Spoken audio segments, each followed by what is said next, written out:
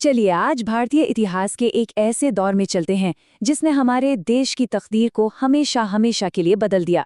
हम बात कर रहे हैं 1915 से 1947 के बीच के उन 3 दशकों की जिन्हें हम गांधी युग के नाम से जानते हैं।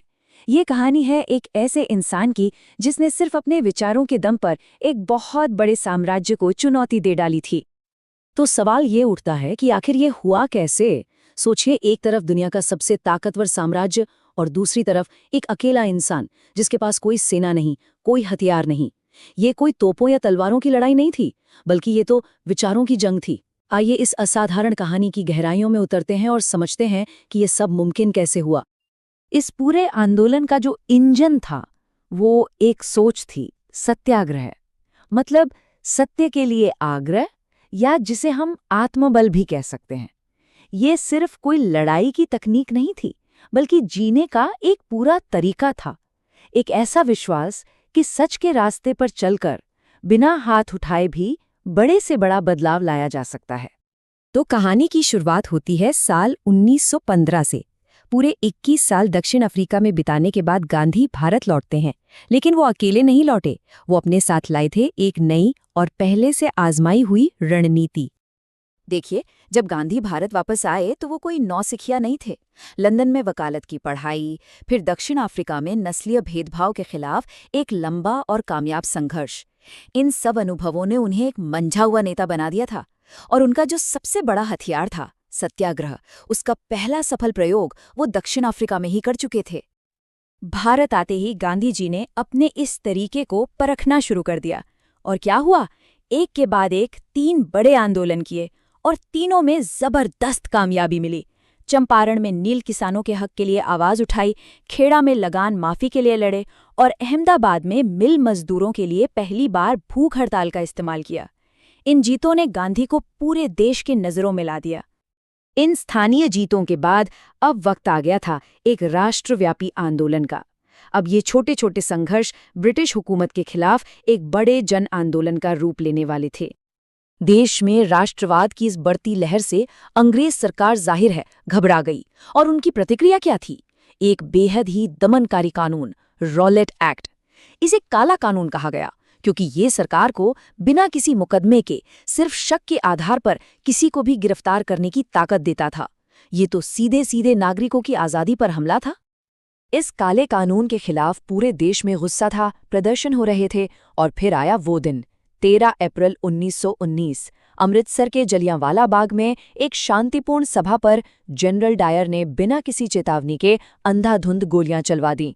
इस भयानक नरसंहार ने पूरे देश को झकझोर कर रख दिया और आज़ादी की जो आग थी वो अब और भी ज्यादा भड़क उठी। इस घटना के बाद 1920 में गांधी जी ने असहयोग आंदोलन का ऐलान कर दिया। रणनीति बिल्कुल साफ थी, अंग्रेजी शासन की मशीनरी को पूरी तरह से ठप कर देना, लेकिन बिना किसी हिंसा के। सरकारी उपाधियां लौटाने से लेकर विदेशी कपड़ों के बहिष्कार तक हर भारतीय अपने अपने तरीके से इस लड़ाई में हिस्सा ले सकता था। आंदोलन पूरे जोरों पर था, लेकिन तभी 1922 में गोरखपुर के चौरी चौरा में एक हिंसक घटना हो गई। गुस्साई भीड़ ने एक पुलिस स्टेशन में आग लगा दी, जिसमें कई पुलिसकर्मी मारे गए। बस इस एक हिंसक घटना के कारण गांधी जी ने तुरंत आंदोलन वापस ले लिया।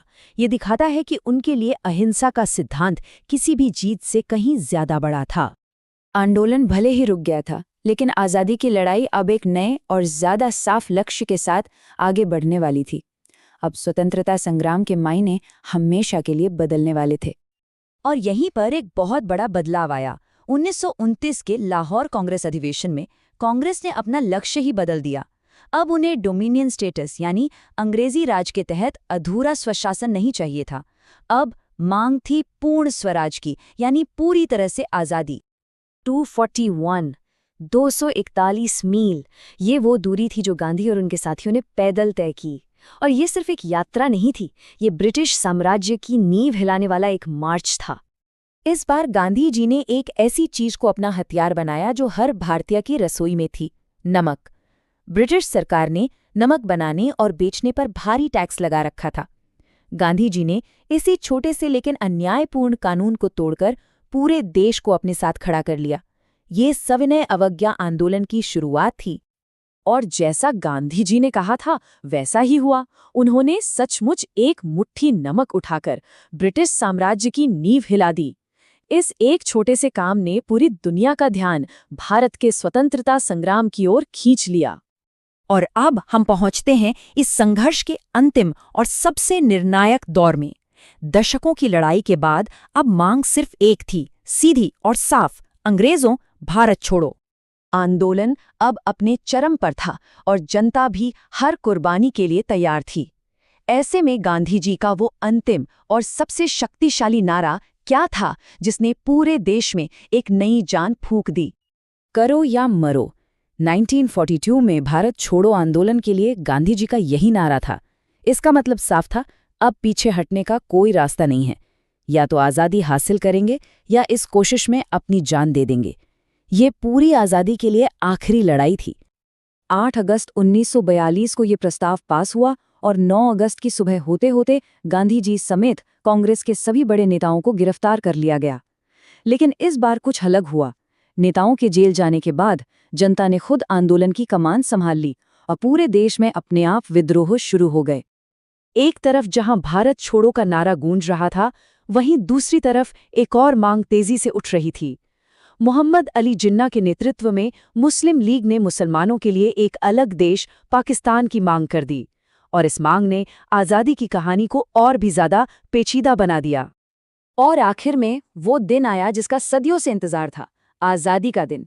लेकिन ये अपने साथ एक गहरी त्रासदी की परछाई भी लेके आया। ये जीत और दर्द की एक मिलीजुली कहानी थी।